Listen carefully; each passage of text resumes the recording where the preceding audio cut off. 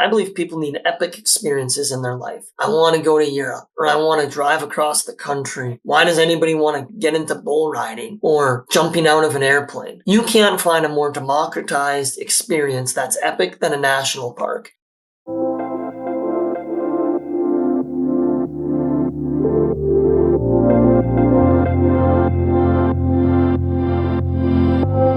Welcome to the DMF podcast, where you will find great conversations with interesting people who have been called to serve. We'll meet impactful charities, dive deep into pressing health topics, and learn from servant leaders who are working to see, be, and spread light.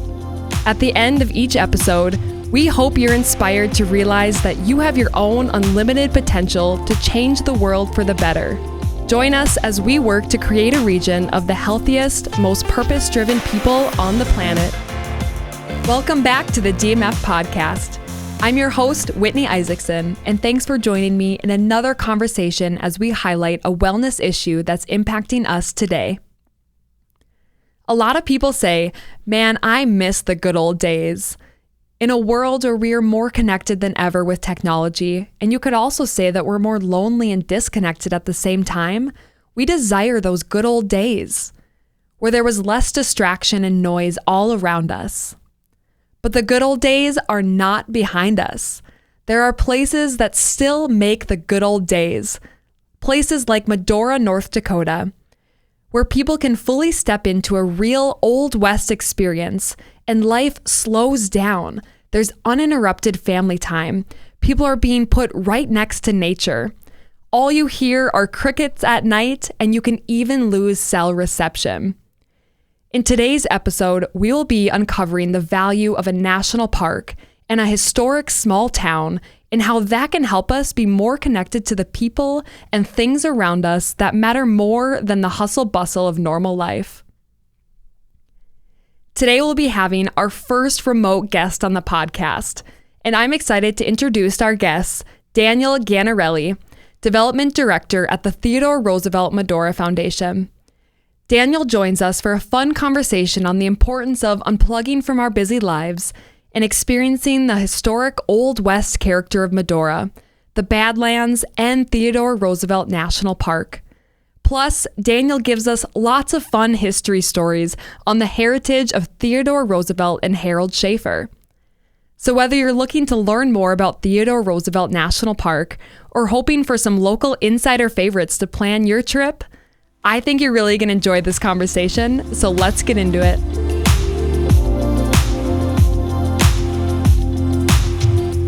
All right, everyone, welcome back to the DMF podcast. We are sitting down here with Daniel today, and I am so excited to dive into a conversation that I'm truly passionate about, but also to just learn more about national parks, why it matters, getting in the outdoors, how we're so disconnected as society anymore, and just all of it. I'm super excited to unpack this with you, Daniel. Thanks for being here. Yeah, very fired up. It's always a privilege and an honor when we get to talk about the national park, Theodore Roosevelt National Park, and the gateway community I work for, Medora, and all that we try to do for quality of life in our state and for the country.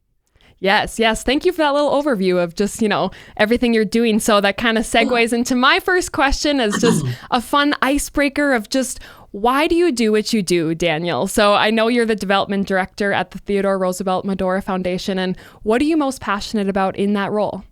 Yeah, Whitney, it's a great question. And when I get asked, I tell people I am an accidental fundraiser.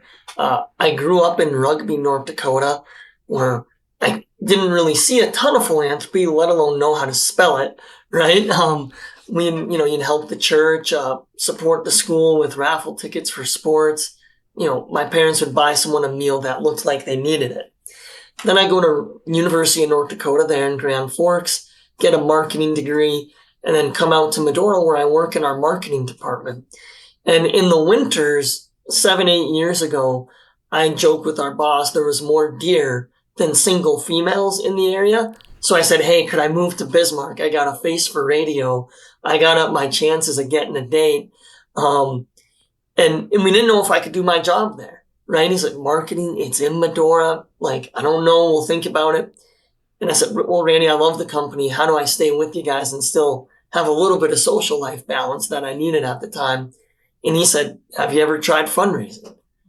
No idea, but yes. So got into memberships about 4 years ago, maybe 4.5 years.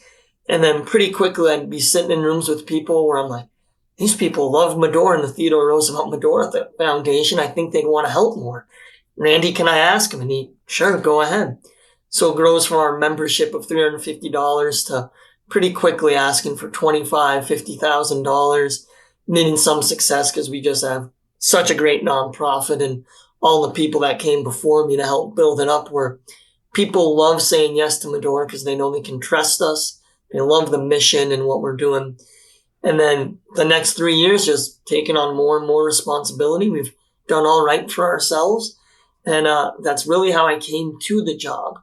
I've loved every aspect of it. The first part, when I was doing memberships, was just talking to people, meeting them, and honestly asking for the order, right? As my development chair, Mike Zahn, would say, can you help? And then when you get, yeah, there's no's, but there's a lot of yeses. So it just felt good that way. And then when you work on the major giving side of things, the impact just gets bigger. And when you're in someone's living room, oftentimes they're more emotional about giving it than we are about receiving it. You know, a lot of people say, oh, we're so blessed to help, right? So you feel that emotion. So now I have two of those things where you're just so fired up. It's just amazing. And the third thing that I found in my role as director the last 2.5 years, helping other people find careers in philanthropy. It is the great thing that makes America awesome, right? You know, we have capitalism and all the businesses, and the way businesses, individuals, industries come together to take care of places that matter to them. Whether it's the egg industry helps us, but they've been great to Fargo, right? The energy industry and everything it's done from Williston down to Bowman, meeting in Medora, showing people that there's an amazing career here, and that the work is so impactful. Oh my gosh, it just, those three things touch my soul. So like I said, accidental fundraiser, but I've just come to love every bit of the job, from who we help, why we help, and how we go about doing it. Yeah, I love how you brought up being an accidental fundraiser. We've heard that so many times with charities because nobody loves to talk about money or ask for money. But truly, thanks for what you do, because I can see and just hear the passion for what you do. Just even hearing you explain all that. So thank you. But all right, I really do want to just kind of ask, why the Medora Foundation? Why the Theodore Roosevelt Medora Foundation? And why do you guys exist? So for someone listening, can you explain that? Yeah. So we exist. My favorite story about why we exist, it all comes back to Harold Schafer. He started the Gold Seal Company. So if any of your listeners ever took a bubble bath and used Mr. Bubble, we can thank you for having Medora. Or if you ever cleaned your floors with glass wax or snowy bleach, we can thank you for having Medora. Those were Harold Schafer's products. He had the big gold building behind the state capitol in Bismarck. That was his office. And international distribution. And like a lot of busy people or highly successful people, they're working really hard and then they need periods of downtime. Harold's period of downtime was coming out to ride horse in Medora. He was actually part of a horse riding club with Ronald Reagan, one of our presidents. They called themselves the Rancheros. Fun story, Harold was actually with Reagan the morning he got shot in New York City. It's crazy. So Harold gets invested in Medora in 1964 when he buys the Rough Riders Hotel. 65, he buys the amphitheater. A lot of people know the Medora musical. Harold bought that before when it was a show called Old Four Eyes. But in 1986, Harold sells his company to Airwick Industries out of England. And he knows it was the Medora division at the time, the musical, a lot of the properties, and it wasn't making money. He knew some London, companies, they're just going to shutter the thing. So he makes the Theodore Roosevelt Medora Foundation. He loved Teddy Roosevelt. He wanted a big name that all people could get behind, not just his name, right? Because then it might stay with the family. And Harold's idea was it would have to grow beyond his family. His hope was that the people of North Dakota, maybe the world, would get interested in Medora. And so he makes it the Theodore Roosevelt Medora Foundation. Um, and he helps create the values. It's about preserving the life of Theodore Roosevelt through the Medora musical, having real patriotism. There's a lot of convenient patriotism out there. We always want that real patriotism in the show, and faith and family friendly. So you can come to Medora. You don't have to worry about what you're going to hear in the show. So a lot of people, they come out on their honeymoon. Then they come with their kids or their grandkids. You don't have to, I like a beer as much as the next guy. You don't have to worry about there being alcohol in the amphitheater and what that could lead to. Never going to be foul language in the show.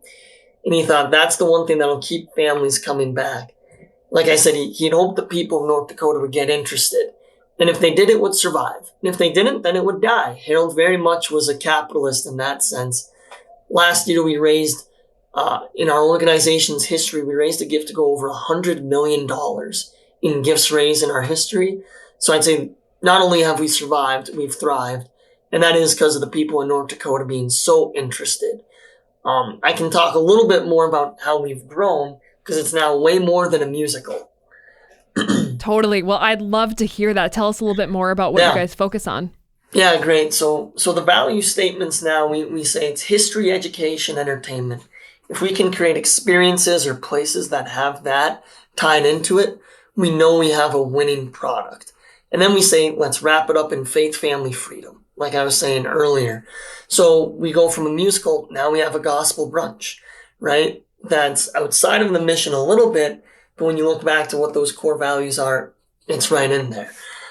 We have a golf course called Bully Pulpit Golf Course, which was just named the top golf course the public can play in America by USA Today. It's world famous. There's actually been more marriage proposals. This is an inexact science of me just asking people there than at the musical or anywhere in Western North Dakota, because hole 16, you're like 300 feet up, right? So it's just this epic view in the Badlands. We have 10 gift shops, 10 hotels and motels, a campground.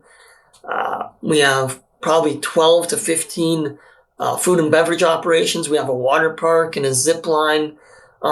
We have a ton of things that go in to the Medora experience, the assets that Harold Schafer was just buying up way back when in town. So when you come to Medora, you think our organization owns about 80% of what you're going to see in town. And the rest is great local and independent businesses that we have really strong partnerships with. Yeah, well, that's such a great overview, and I'm taking notes over here because I'm going to Medora here in July, so I'm super excited to get out there. You'll have to call me. I can help you plan your trip. Yes. I'm gonna have to ask you about all your favorite local stuff. So, I know the Medora community has really evolved from Theodore Roosevelt's passions, and I'm curious, what is it about Theodore Roosevelt and what he valued that's so important to preserve? So the two words come to mind: work and conservation. Roosevelt was the readingest and writingest president ever. So he wrote more journals, more articles, and he read more books than anyone. And he put work. When you look at the Panama Canal, he was not afraid to get his hands in the dirt. I've heard it said Roosevelt is a Rorschach test for America. What you see in him can show you a lot about what you see in yourself. He speaks to Republicans and Democrats. He didn't create the national park system, but he popularized it, setting aside more land for national parks than any president up until Obama. But also, he's the man who created the Panama Canal. He dammed the Colorado River, where if anybody loves taking a winter trip to Phoenix, the entire metro area, that wouldn't exist without that dam project that Roosevelt started. So he'd always say the wise use of natural resources, but he didn't want to overhunt buffalo. So he was such a worker, right? And then the other part comes in is conservation. Like I said, what he did for the national park system. You can read great books. I'd recommend people The Wilderness Warrior, written by Doug Brinkley, who used to be on our board of directors and is now on the Theodore Roosevelt Presidential Libraries Board. If you like the national parks, thank Teddy Roosevelt. And the reason he did it, if you read one of the great books he wrote called Hunting Trips of a Ranchman, those describe his hunting trips in North Dakota, Montana, and Wyoming. He wrote that book in the Elkhorn Ranch, which was his ranch 40 miles north of Medora, right along the Little Missouri River. So all those ideas about conservation, taking care of the land, while also getting productive use out of it, wouldn't have happened in New York City. Wouldn't have happened on his European trips or his trip down the Nile River in Egypt. It happened right here in Medora, North Dakota. So that's what his legacy is alive and at work here.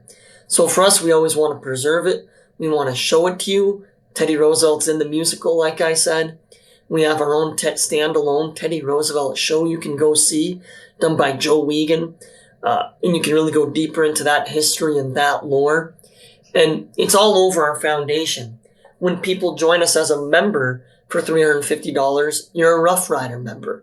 That was Teddy Roosevelt's regiment when he fought in the Spanish-American War. Our Little Kin membership for $50, you're Junior Rough Riders. All the way up. So we always try to infuse it with Roosevelt things in almost anything that we do. Yes, that is such a great history lesson. And I love how you said that Theodore Roosevelt, he didn't make the national parks, but he made them more popular. Mm-hmm. And so I'm thinking like so many people don't realize how much national parks matter. You know, people plan trips to go visit cities and all these things. And I feel like national parks get really overlooked. And someplace like Medora, it's a place where you can unplug from the hustle bustle of a busy life and be more connected with the things around you and the people and the experiences and what you guys preserve with the whole Old West experience. So can you speak a little bit more on that experience and just what it's like to fully immerse yourself in that history and unplug from the busyness? I'll be the first guy to say cell phones are awesome. And it's crazy when you hear that there's more computing power in a cell phone than what put people on the moon. And all your listeners are probably listening to this on Spotify on their cell phone. But we know, like many things, moderation. And Medora exists as that place where I say people put the cell phones down. You know, the only traffic jam you got to worry about is if you get stuck behind a horse and buggy carriage going up to the musical. And life just slows down, right? You get by Painted Canyon, a lot of people will say, my shoulders are up here, I'm intense, I'm tight. I get to Painted Canyon, which is 12 miles east of Medora where the Badlands start. Everything just gets easier, right? And you feel people are here, only time they're on their cell phones is when they're taking selfies with the buffalo or that family postcard picture at the musical. And I think it's so important. You know, we have to be plugged in. Like the world, business and life isn't going to move forward without technology, right? But when you can come here and you can quote unquote get away from it all, right? That's why we exist. Ron Ness, who runs the Petroleum Council and has done more for the oil and gas industry in this state than dang near anyone would say. When we have people coming and working here 2 weeks on, 2 weeks off, with a company, whether it's ConocoPhillips or Hess, right? And they're in Tioga or Killdeer. A lot of those people are driving back to Florida, right? About 8 years ago.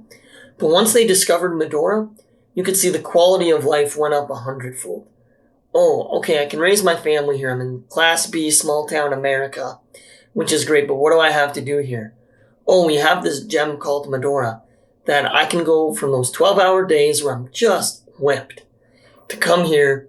I can let my hair down with my family. I don't gotta worry about traffic or cars or noise. And I can see stuff. I can put my little girl on a horse, right? Or I can get my little son to go scamper up a Badlands butte, and flex and make some muscles at the top of it. Because he just did those real experiences, right? Then you can see that real accomplishment. I climbed that. I walked that. I overcame my fear of this. Animals or horses or bugs and did that. And then when you're settling down for the evening, again, you don't hear the hum of cars on an interstate. You just hear crickets, right? Or the sound of the wind going through. And things like that, that's timeless, right? That is since the dawn of man, right? And Adam and Eve, people have been taking, joy in that. It's true and it's good. And that's what Medora's job is. So one of your earlier questions was, why do we exist? It's to grow and give people these great experiences. It's to also preserve what people love about it and those things that are real and true. Uninterrupted family time, putting people right next to nature. That's why we do what we Yes. do. Yes, putting people right next to nature, and I love the picture you painted of someone hiking up to the overlook of the Badlands, and they're so tight and they're so tense from just the stress of life that weighs down on you physically and mentally. Mm-hmm. But then to connect with nature and the simplicity and the beauty of the Badlands, and to just let that all Yeah. fall, And the best part beautiful. is you also know you're going to be able to go to the bathroom. I know there's a lot of people that hate camping because, like, oh, how do I do that? We got great hotels and amenities. Yes, yes. So, would you say that national parks matter more today than they ever have? Oh, yeah. I was thinking about it this morning as I prepped for this. I live in Medora and I have a team member in Fargo, team member in Bismarck, and then someone I'm working with out on the East Coast. So I'm working with three different time zones. I'm an early riser. I wake up at 5:45. I already have three Teams messages because they're time zones, right? They're sending notes and all that. And that'll continue to 8 o'clock tonight, right? How do you actually unplug from that? Um, and it is the national parks and it's the outdoors. Medora, I love our national park more than all the others. We're still in the wild places where you can lose cell reception, right? Um, and to fully experience a park, yes, you got to get your picture with the buffalo, like I said, but then you got to leave the phone in the car and go for a 2, 3 mile hike or a walk. That's what it's about. And when people try to do that, they get that itchy finger syndrome, where I'm not going to touch my phone for an hour. But you, at 5 minutes into a really boring meeting, you're reaching for your phone, right? We think Medora is a place where people aren't doing that, right? You're plugged into the musical. You're out on a hike. You got a golf club in your hands. It is one of those things that just makes it hard for you to stay connected, right? And we kind of like it that way.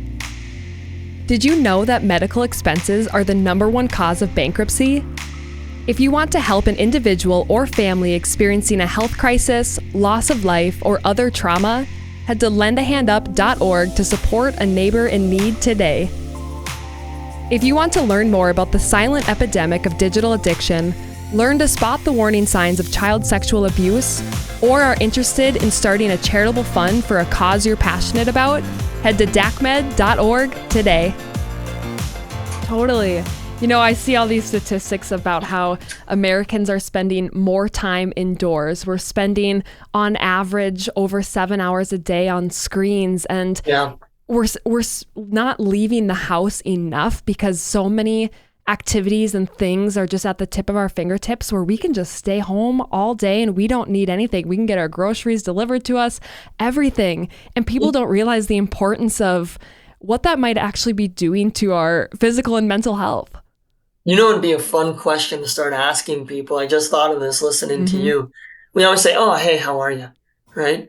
It'd be great to say, hey, how much screen time did Apple say you had? We all get that text on Sunday night, right? 2 hours, 3 hours, 8 hours. And I thought about this. I live in Dickinson, North Dakota, my wife and I. And if anybody of your listeners know anything about Western North Dakota, everybody's related to everybody. It's crazy. I just happened to build our house across the street from my wife's sister, and they have 6 kids. And we're working and all this. And it's 8 o'clock. I'm like, oh, I got to take the garbage out. And I go out. The kids got back from a late baseball game, so they're out riding their scooters. We still got a lot of daylight out here. And I'm just like, I'm so wired and I'm frustrated that I had to work so late and all that. I got to do something about it. So then I'm like, hey, let's play baseball. And we just played baseball for 45 minutes in their front yard. And as important as the work is here in Medora, those kids went to bed at night being like, God, we got a great uncle. That was fun. And we all talk about the good old days. Hey, we're making the good old days right there, right? Those kids will look back and think back for that. So I loved that. And then I thought, we do that at scale in Medora. We're going to get 130,000 people to a Medora musical or 18,000 rounds of golf. We're making the good old days for people. And that's what we think. We think people bring it back to their communities, what they experience here. Oh, wow, I'm rested, I'm recharged, I learned a little bit, right, about Teddy Roosevelt or Harold Schafer. How can I bring it back to my community? That is why it's important, because I love Fargo, but you got everything there, right? You're going to We be do. plugged into every technology, every great restaurant. Then you're going to make your reservation on your cell phone. You're going to order your beer off a QR code on the menu staring at your phone. So you might as well check how the twins are doing. And then, you're going to see someone from work and I need to make a note in my app to call them tomorrow. Yes. Doesn't happen here, right?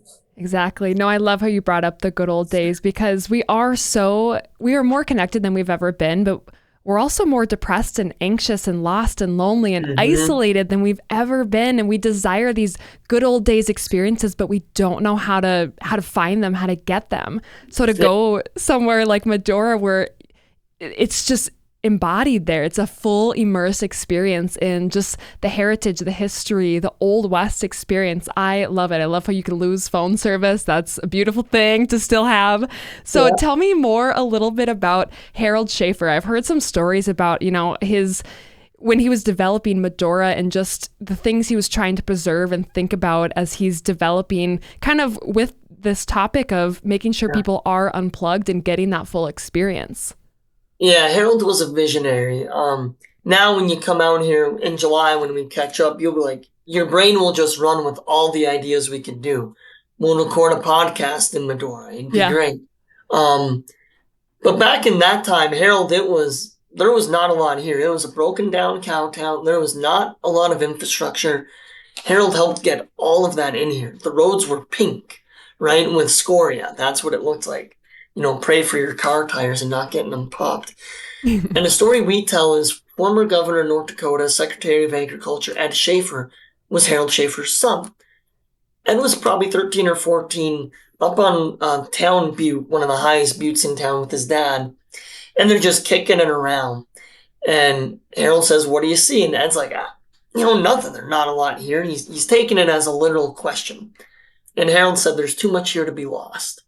Right? So that's in, the 70s, I think, late 60s, early 70s. And again, that's really when Harold starts upping the investment into Medora. And to commemorate that moment, we've now built a 4-mile hiking trail that will take you to Schafer Point, where you can read about that story and stand right where they stood. And that, that's that moment in the hero's journey of, I have to do something. So Harold starts, again, getting involved here.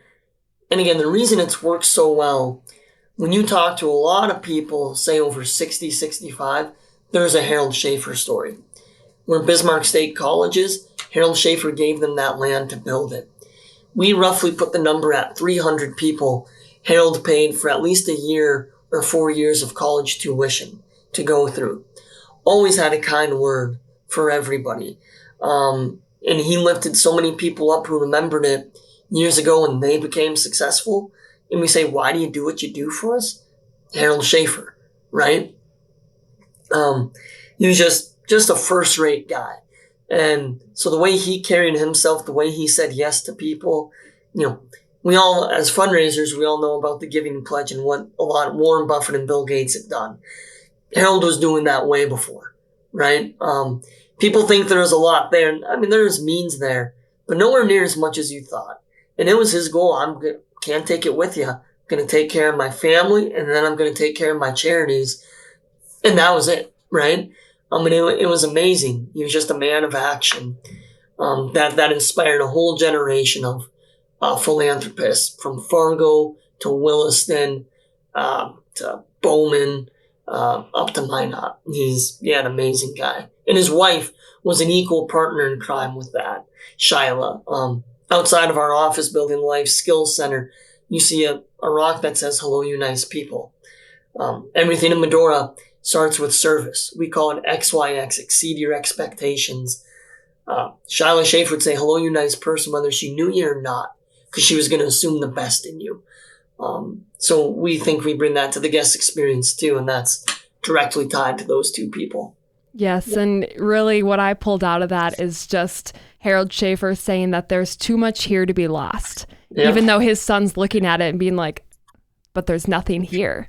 But Yeah. that's exactly the point. And I love that we have Medora where it is somewhere where you can just get lost, but there truly is so much there and there's so much value. So obviously we've talked a lot about how being in connection, being in nature with others in general just matters. But do you have any other stories from the foundation that you can speak to that more, or just stories that impact you, that remind you why you do what you do?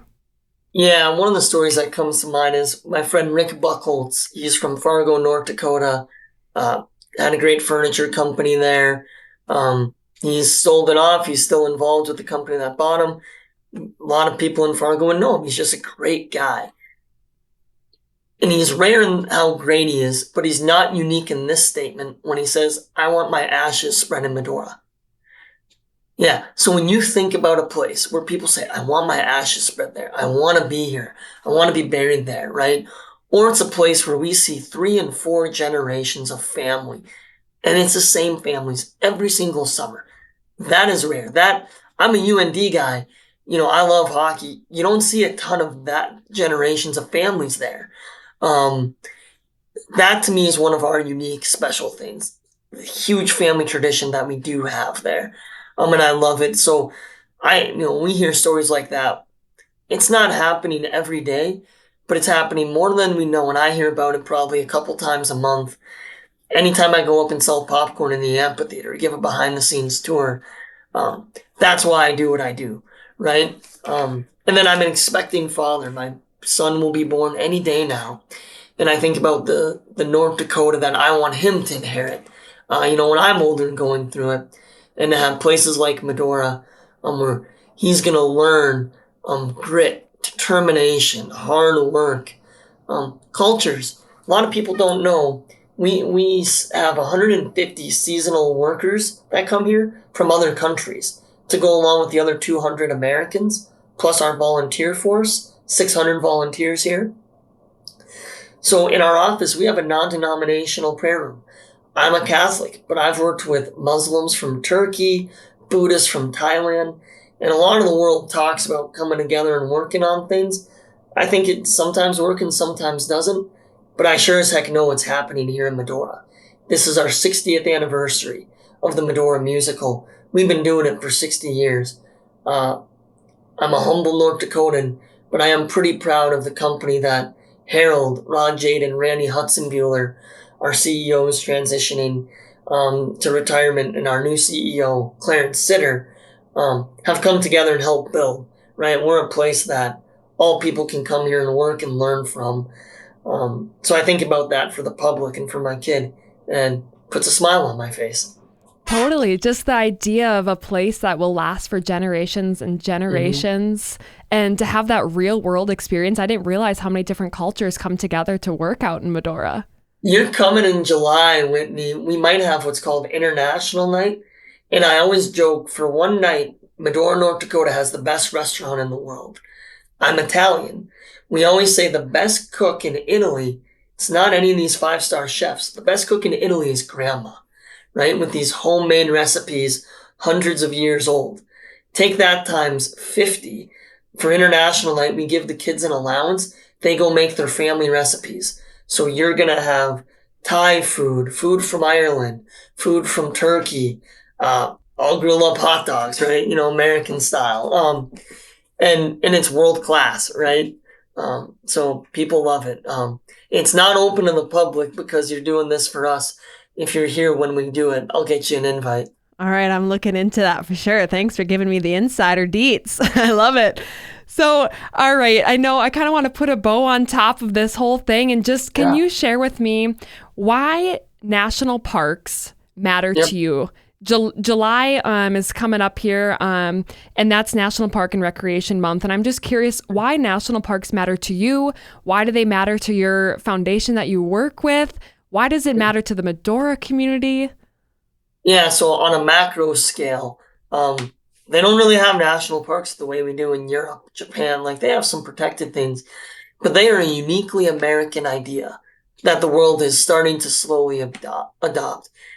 And one of the things I believe people need epic experiences in their life.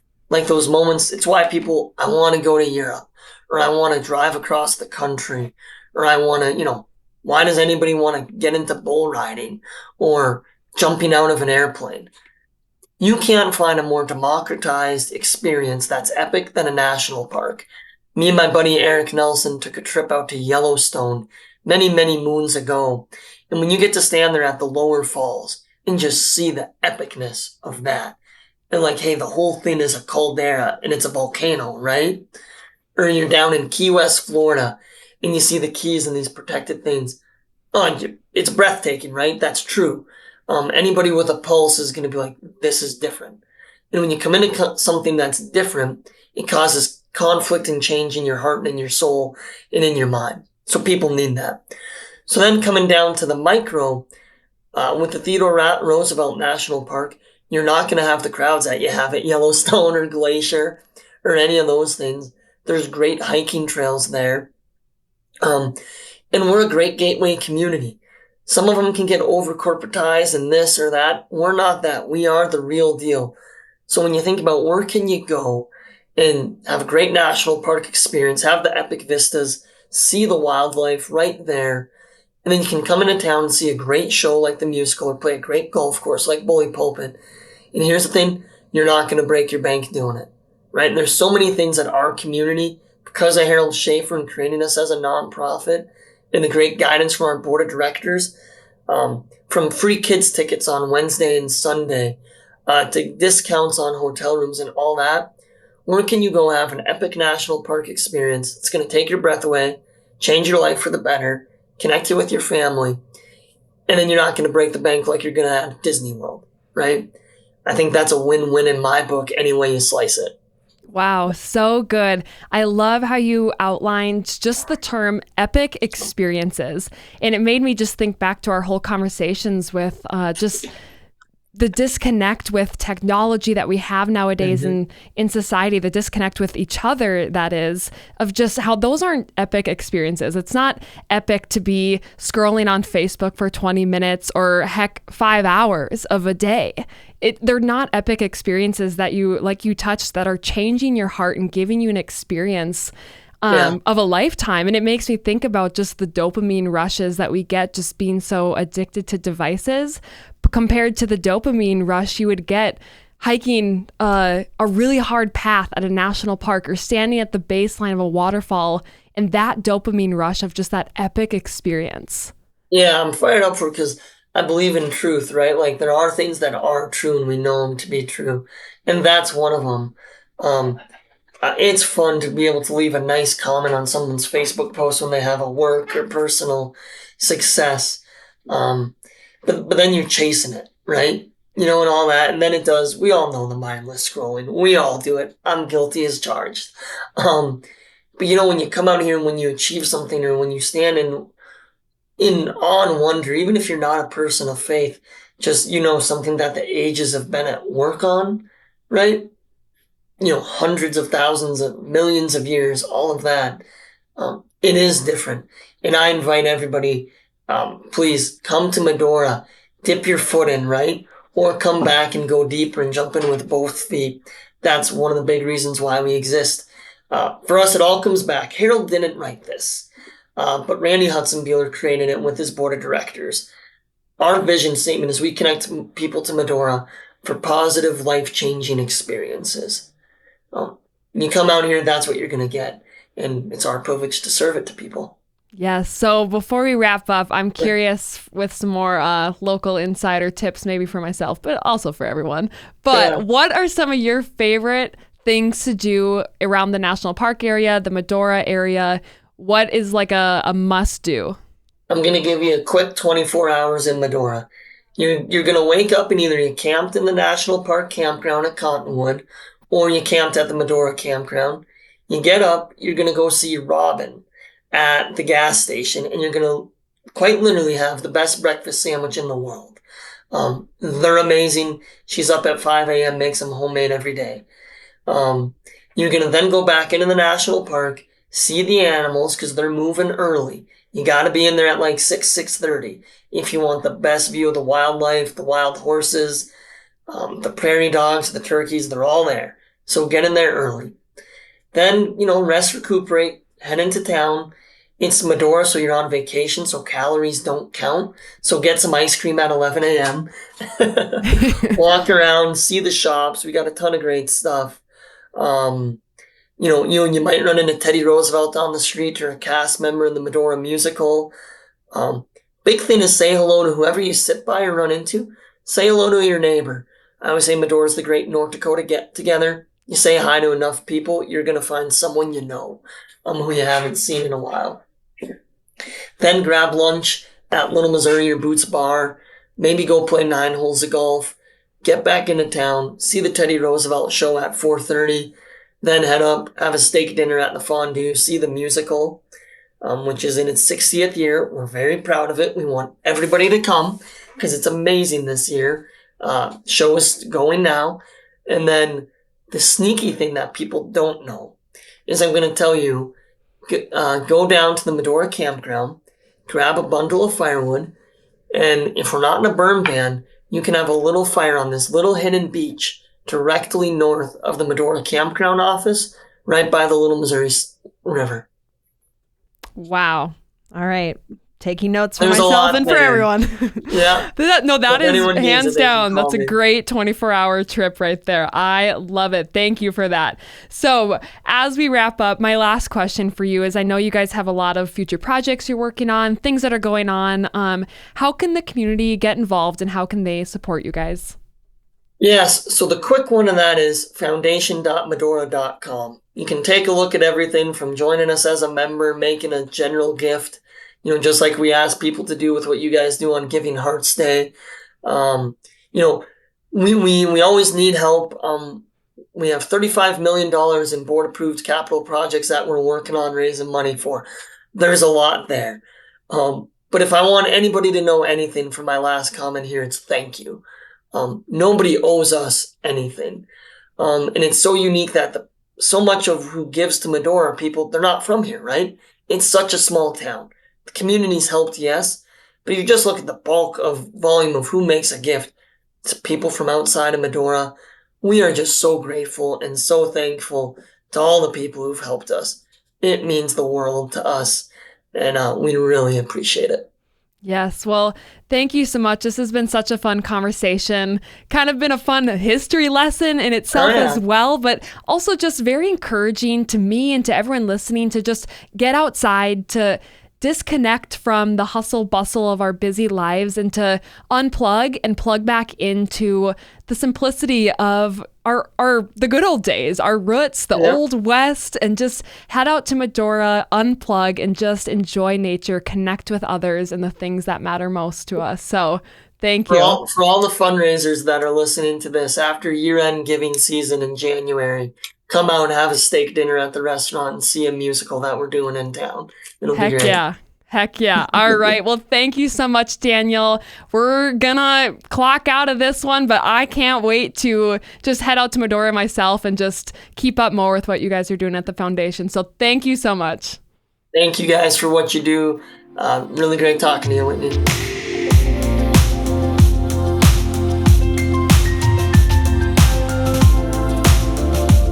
There was so many fun history lessons in today's episode.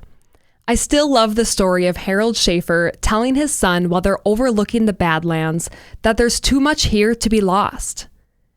It is very special the way that the Theodore Roosevelt Medora Foundation is preserving a space like Medora and the Theodore Roosevelt National Park, where there's many ways to escape the hustle bustle of life and enjoy the tranquility of the Old West with all its simplicity, beauty, and heritage. Especially when society is so loud and busy and distracting, and Americans are spending more time indoors than ever before, which is affecting us mentally and physically. So I hope this episode inspired you to take an epic adventure, visit the Badlands, unplug and get outside, and also connect more to the things that matter. And Theodore Roosevelt National Park just might be what you're looking for, because the good old days are not behind us. If you want to check out more about the Theodore Roosevelt Medora Foundation, either make a trip out there or connect with Daniel for more insider tips. But you can also find their website at foundation.medora.com. All right, folks, that's a wrap for us today. Thank you so much for listening. We really hope you enjoyed this episode, and we'll catch you next time on the DMF podcast. And remember, we are called to serve.